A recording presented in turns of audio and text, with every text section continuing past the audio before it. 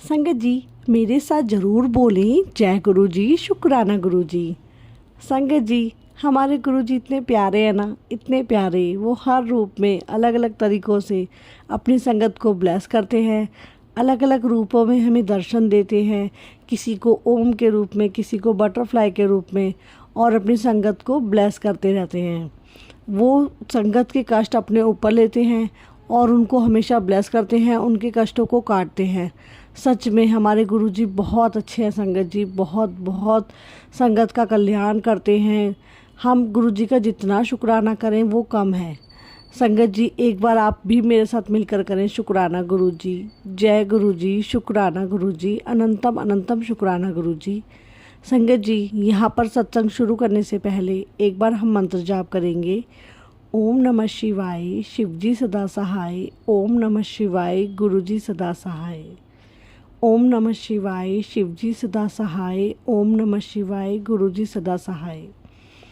संगत जी, आज का सत्संग बहुत ही प्यारा सत्संग है और ये सत्संग है एक साखी। ये साखी मैंने खुद रिंकू वीर जी से सुनी है। रिंकू वीर जी को हमारी बहुत सारी संगत जानती होगी, जो अमृत वेला ट्रस्ट में हैं और जो महाराष्ट्र से लाइव आता है यूट्यूब पर अमृत वेला का जो सत्संग कराते हैं। संगत जी, रिंकू वीर जी बहुत ही प्यारी साखियाँ हमें सुनाते हैं और हमारे जीवन में परिवर्तन के लिए वो हमें शिक्षा देते हैं कि हमें किन किन चीज़ों को फॉलो करना चाहिए। संगत जी, उसी से रिलेटेड है ये साखी, बहुत ही प्यारी साखी है। इसको प्लीज़ ज़रूर सुनिएगा, पूरा एंड तक समझने की कोशिश करिएगा कि इस साखी में आपको सेवा का जो एक्चुअल भाव है वो समझ में आएगा कि सेवा हमें कैसे करनी चाहिए, हमारे गुरु हमसे कैसे करवाते हैं और उससे हमारा कैसे कल्याण करते हैं। संगत जी, सच में अगर हमें कोई हमारे गुरु महाराज ने सेवा बख्शी है तो वो हमारे कल्याण के लिए। संगत जी, मुझे एक बात बताएं, क्या हमारे गुरुजी के पास इतनी लाखों करोड़ों की संगत है? हमारे गुरुजी साक्षात खुद भगवान हैं, महाशिव हैं, तो क्या उन्हें हमारी सेवा से फ़र्क पड़ता है? बिल्कुल भी नहीं। पर वो सेवा हमें बख्शते हैं। क्यों बख्शते हैं? ताकि हमारा कल्याण हो, हमारे कष्ट कटे। क्योंकि हमारे गुरुजी हर एक संगत से प्यार करते हैं। उन सभी संगतों को, सबको चाहते हैं वो कि सबके कष्ट ख़त्म हो जल्दी से जल्दी और वो एक्चुअल में मोक्ष की प्राप्ति करें। संगत जी, जैसा कि हम सब जानते हैं, गुरुजी हमें हमेशा अलग अलग तरीक़ों से सेवा बख्शते हैं। तो उन सेवा को हमें किस भाव से करना चाहिए, कैसे करना चाहिए और किस तरीके से गुरुजी हमारे कष्ट काटते हैं, ये है हमारी सेवा की आज की साखी। तो चलिए स्टार्ट करते हैं।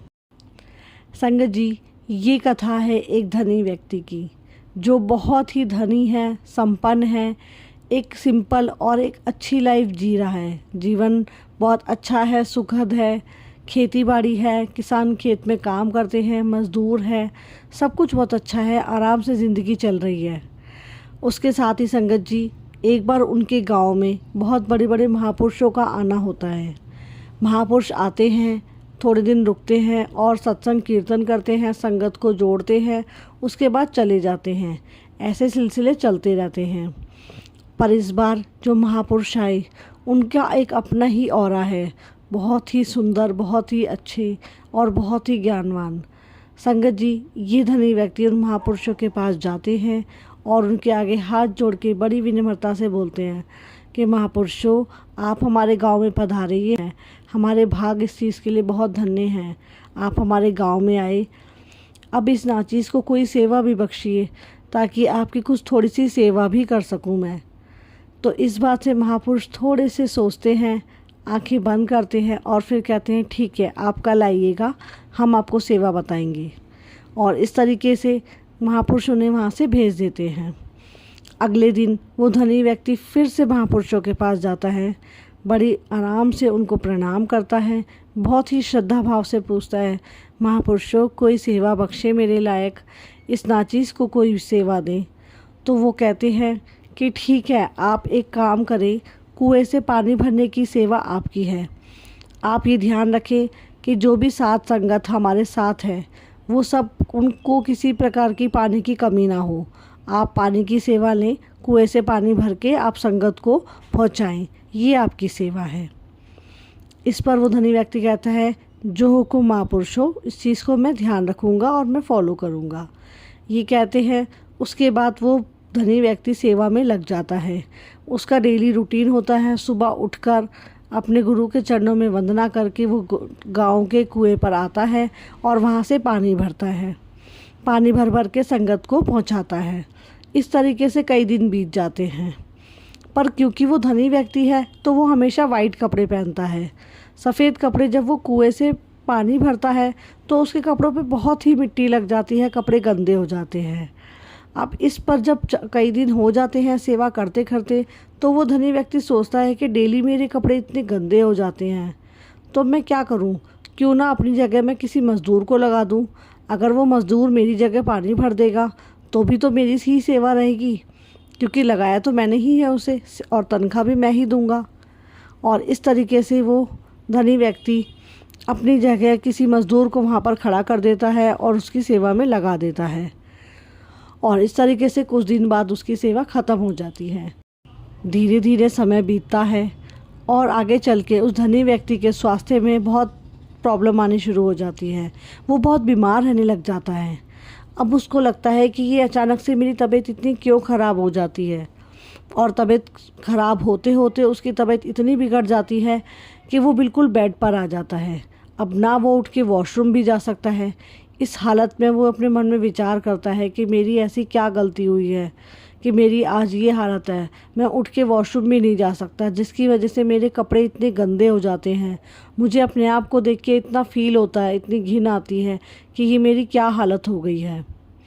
और इस तरीके से वो मन में विचार करता है और रोता है। कुछ टाइम बाद फिर से वो महापुरुष जो पहले आए थे वही उनके गांव में आते हैं। तो अब इस बार धनी व्यक्ति हिम्मत करता है, उनके पास जाता है और कहता है, महापुरुषों, मेरी हिम्मत नहीं है, बिल्कुल वॉशरूम जाने तक की हिम्मत नहीं है। मेरे कपड़े बिल्कुल गंदे हो जाते हैं, मेरी तबीयत बहुत ख़राब है, मैं क्या करूं? इस पर वो महापुरुष कहते हैं कि आपको याद होगा जब हम लास्ट टाइम यहाँ पर आए थे तो हमने आपको सेवा बख्शी थी। वो सेवा आपके गुरु ने आपको बख्शाई थी कि आप आएँ और इस कुएँ से पानी भरें। उस कुएँ से पानी भरते हुए जो आपके कपड़े गंदे होते थे वो आपके कष्ट थे।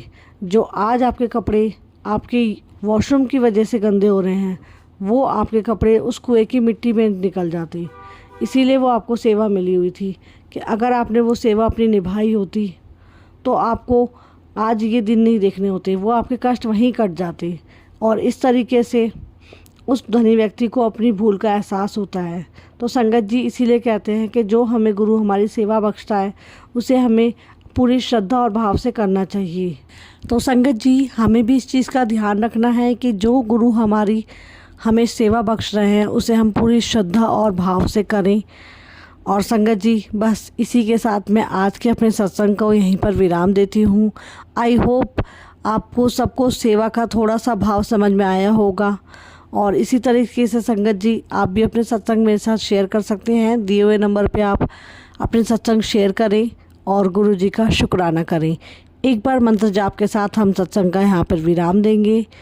ओम नमः शिवाय, शिव जी सदा सहाय। ओम नमः शिवाय, गुरु जी सदा सहाय। जय गुरु जी, जय गुरु जी, अनंतम अनंतम शुक्राना गुरु जी। जय गुरु जी, जय गुरु जी, जय गुरु जी।